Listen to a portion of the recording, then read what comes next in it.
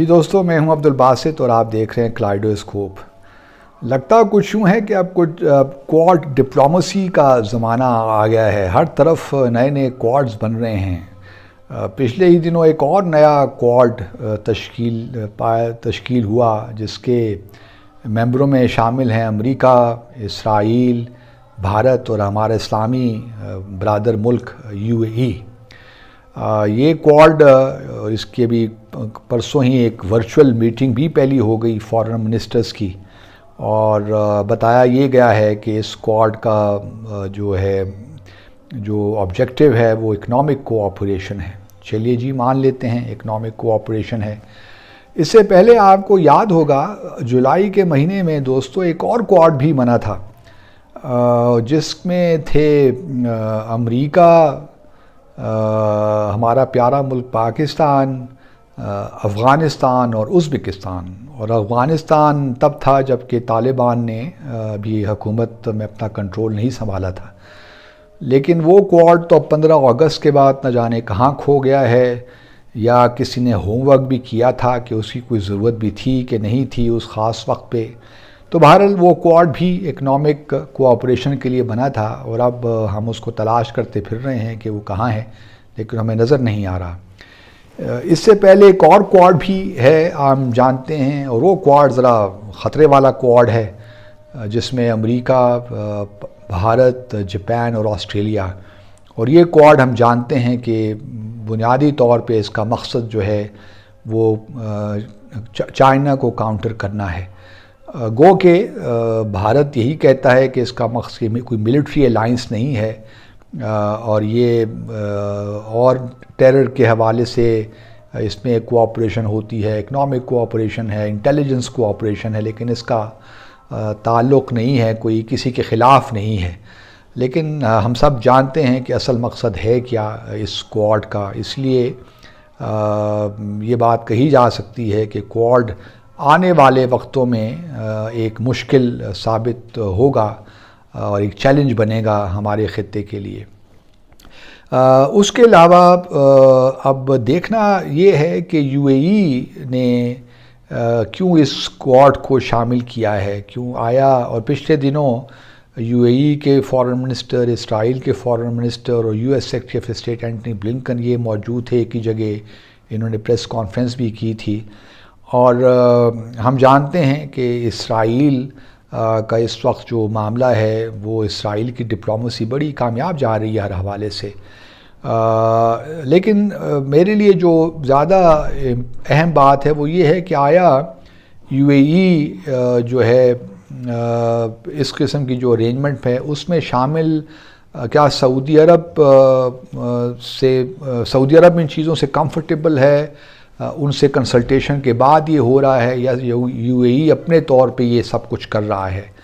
دیکھیے جہاں تک سعودی عرب کا تعلق ہے اور ایون UAE کا تعلق بھی ہے، اس میں آپ نئی جنریشن، نئی لیڈرشپ آ رہی ہے خاص طور پہ سعودی عربیہ میں، اور ہم جانتے ہیں کہ محمد بن سلمان کا اپنے ایک ویژن ہے، کافی کچھ ریفارمز بھی آ گئی ہیں، اور اب وہ اپنی سوسائٹی کو اوپن بھی کر رہے ہیں آہستہ آہستہ، اور ان کا ایک ویژن ہے 2030 تاکہ جو آئل بیسڈ اکانومی ہے اس کو ڈائیورسیفائی کیا جائے، اکنامک جو بیس ہے اس کو براڈن کیا جائے اور انڈسٹریلائز کیا جائے۔ اور کہیں نہ کہیں ٹینشن نظر آتی ہے UAE اور سعودی عرب میں، کیونکہ پچھلے دنوں سعودی عرب نے یہ بھی اعلان کیا تھا کہ جو بھی ملٹی نیشنل سعودی عرب میں انویسٹ کرنا چاہیں گی یا کام کرنا چاہیں گی ان کے لیے لازم ہوگا کہ اپنا ہیڈ کوارٹرز جو ہے وہ سعودی عرب میں اسٹیبلش کریں۔ تو یہ ہم جانتے ہیں کہ بہت سے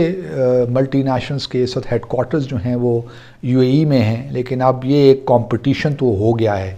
اب یہ کمپٹیشن بینائن رہتا ہے، اس کی کیا صورتحال آگے جا کے ہوتی ہے یہ تو کہنا بڑا مشکل ہے،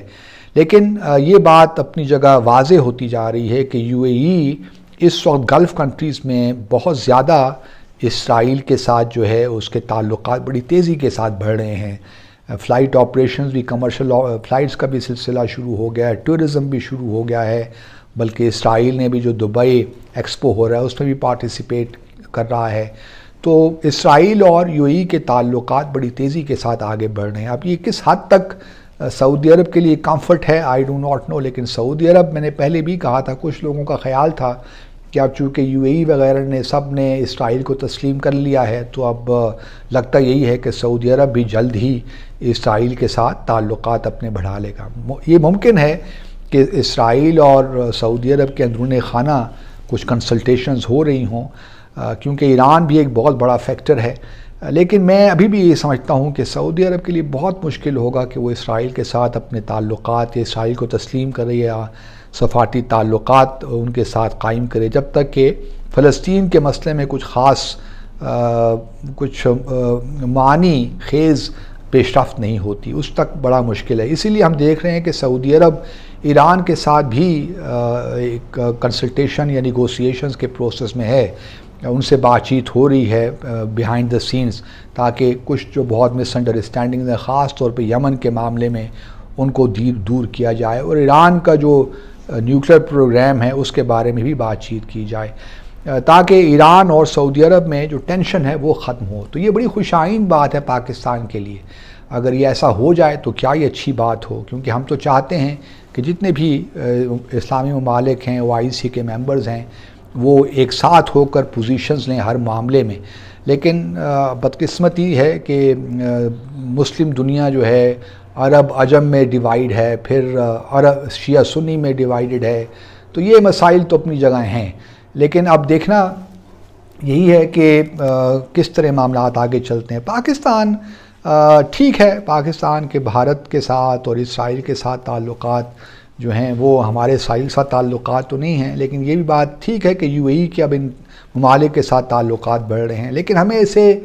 زیرو سم گیم لے کر بیٹھ نہیں جانا چاہیے ہاتھ پہ ہاتھ رکھ کر، ہمیں مزید کوششیں کرنی ہیں۔ ٹھیک ہے، یو اے ای کے اگر بھارت کے ساتھ تعلقات بڑھ رہے ہیں، سعودی عرب کے ساتھ بڑھ رہے ہیں، تو ہمیں اس سے اس کا نوٹس تو ضرور لینا چاہیے، لیکن پریشانی میں آ کر پینک نہیں ہونا چاہیے، بلکہ ہمیں کچھ انیشیٹوز دیکھنے چاہیے کہ کہاں کہاں ہم اپنے لیے اسپیس کو بڑھا سکتے ہیں ان ممالک میں، اور کوئی وجہ نہیں ہے کہ ہم نہ بڑھا سکیں۔ ہمارے ایک بڑے ٹریڈیشنل تعلقات رہے ہیں، ہماری ورک فورس وہاں پہ زیادہ سے زیادہ جا سکتی ہے، لیبر کلاس بھی، اسکلڈ لیبر بھی ہم بھجوا سکتے ہیں، کیونکہ 2030 ویژن جو ہے سعودی عرب کا، اس میں ہمارے لیے بہت سی اپرچونیٹیز ہیں اگر ہم صحیح معنوں میں اپنی ڈپلومیسی کو رن کریں۔ تو اس لیے یو اے ای کے ساتھ بھی یہی معاملہ ہے، گو کہ ہم نے کچھ ایسی اسٹیٹمنٹس دیں جو کہ وہاں اس کو مثبت انداز سے نہیں لیا گیا، لیکن اس قسم کی اگر ہم جو ہے اسٹیٹمنٹس وغیرہ سے اجتناب کریں اور ایک کنکریٹ پلان آف ایکشن کے تحت آگے چلیں تو ہمارے لیے بھی اپرچونیٹیز نکل سکتی ہیں۔ پھر ہم نے یہ بھی دیکھا ہے کہ بڑی اب یہ جو کوڈ اور آکس اور اس قسم کی جو ٹرائل لیٹرل اور ارینجمنٹس ہو رہی ہیں، یہ زیادہ ایفیکٹولی کام کرتی ہیں شاید، جس طرح برکس ہے، رک ہے، تو ہمیں بھی یہ دیکھنا چاہیے کہ ہم اس قسم کے انیشیٹوز کہاں لے سکتے ہیں۔ مثال کے طور پر پاکستان، رشیا، چائنا ایک بڑا اچھا گروپ بن سکتا ہے اگر ہم کچھ ایریاز آئیڈینٹیفائی کر کے وہاں پہ کوآپریشن کریں اور ٹرائلیٹرلی کچھ ہم کرنے کی کوشش کریں، تو یہ بڑا اچھا ہو جائے گا۔ پھر کچھ ہم یو اے ای اور کچھ گلف کنٹریز کے ساتھ بھی کچھ ہمیں کرنا چاہیے، تو تاکہ جو ہے معاملات ہمارے جو اکنامک انٹرسٹ ہیں اس پہ فوکس اب زیادہ ہونا چاہیے میرے حساب سے، کیونکہ جب تک ہم اکنامکلی اپنے آپ کو اسٹرینتھن نہیں کریں گے اس وقت تک ہمارا کلاؤڈ دنیا میں بڑھے گا نہیں۔ ملٹری پاور تو ہمارے پاس الحمدللہ ہے، نیوکلیر ڈیٹرنس بھی ہم نے اسٹیبلش کر لیا ہے، اور وہ ایک ڈائنامک سچویشن ہے، وہ تو ہم کرتے ہی رہیں گے اس کو ڈیولپ، لیکن ساتھ ساتھ خاص طور پہ جس طرح میں نے پہلے بھی اپنے ایک ڈسکشن میں کہا تھا کہ ہمیں اپنے ایگریکلچر پہ فوکس کرنا ہے، اور یہ ہماری اسٹرینتھ ہے، ایگرو بیس انڈسٹریز پہ ہم نے فوکس کرنا ہے۔ اگر یہ ہم کر لیں گے تو آپ دیکھیں گے کہ آپ کے لیے بہت سی راہیں گلف کنٹریز میں بھی کھل جائیں گی۔ آپ سب کا بہت بہت شکریہ۔